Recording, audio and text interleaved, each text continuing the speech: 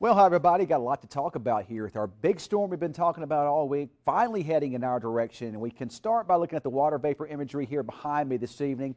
And these are the high clouds that are moving out ahead of the system here, and they are associated with the upper level jet stream. There's a lot of strong winds associated with this storm system basically throughout the atmosphere. And all those strong winds all that momentum anyway, is going to transfer down to the Earth's surface. It's going to create a big storm system tomorrow here. You can see the upper level energy. And if you kind of take a look at it, notice how there's a bit of an oval shape to it here, almost a circular shape. Here's your strong jet stream winds around on the back side of it. This will be some precipitation developing out ahead of it. And if you notice, it's trying to lean back a little bit. Whenever these systems lean back a little bit to the left, the atmosphere and these storm systems becoming what we call in the world of weather negatively tilted. That indicates the storm system is intensifying. And as that kicks out, it'll continue to lift back or lean back to the left here. And we're going to see a big storm moving across the center part of the country as we head into Friday. Here we are in the morning here, or late tonight around midnight, and not a whole lot going on with it, but you can see the barometric pressure steadily dropping across Kansas and Nebraska throughout the day, and that indicates that intensifying storm system. And as that happens, you get strong winds blowing around the whole area here, and it looks like those winds will settle into Oklahoma and Texas tomorrow morning, and they're really going to ramp up as we head into tomorrow afternoon. Now, these winds will begin to relax a little bit late tomorrow night and into Saturday as the storm system itself pulls away.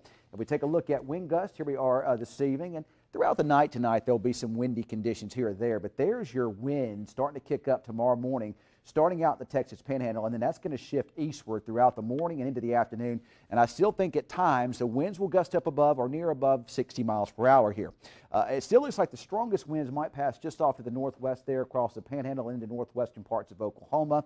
But even down across Texas, I do expect sustained winds around 35 to 45, but those gusts will be 55 to 65 from time to time. And again, you begin to see the winds come down a little bit later on tomorrow night. Now, as those strong winds pick up from the west and southwest, it's going to blow a lot of dust in from out in West Texas. It also is going to show a big drop in relative humidity values below 15, maybe below 10%, maybe even down to 5 or 4% here in northwest Texas. And you combine that with strong winds, and you're looking at a really dangerous situation as far as wildfire conditions are going to be concerned here. And that's going to be a big deal, I think, tomorrow in Oklahoma and parts of Texas. Also, you notice the green. This is the moisture from the Gulf here is getting involved. Your main storm energy is kind of pushing up into this area here. And when it finally catches up to that moisture, there'll probably be some storms kicking out tomorrow afternoon, tomorrow evening. And there could be kind of a multi-day kind of severe weather event setting up for at least the middle and southern parts of the Midwest and down across the southern parts of the country, mostly east of Texas. If we take a look at fire weather concerns, again, in our area, this is what we're most concerned about.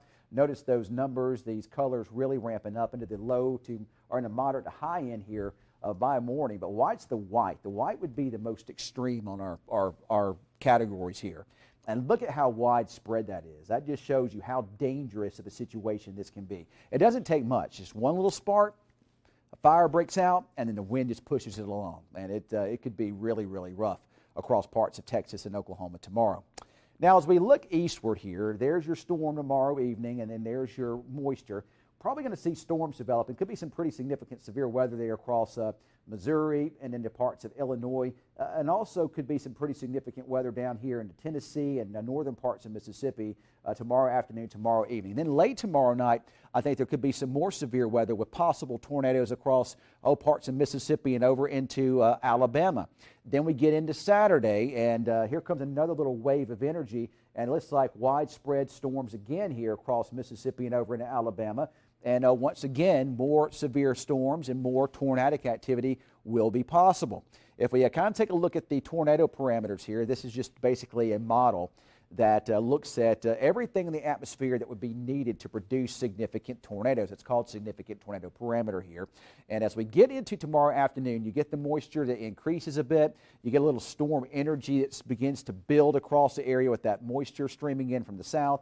So you do get that turn and that moisture, and you do get perhaps maybe a conducive area for some tornadic activity, maybe, especially there in the southeastern parts of Missouri and down into Tennessee, maybe Mississippi, and back in the northeastern parts of Arkansas there. Now, as we head towards late tomorrow night and early on Saturday here, you see the tornado parameters that continue, and I'm afraid there could be some supercells that may try to develop down here and that could produce perhaps maybe some significant severe weather as well here. Now, as we get into Saturday morning, here comes that next wave, and look at the tornado parameters increasing there, especially Mississippi and over in the western parts of Alabama. It really depends upon storm mode here. If there's supercells, they'll be able to take advantage of that atmosphere, and it could produce some pretty nasty tornadoes over here.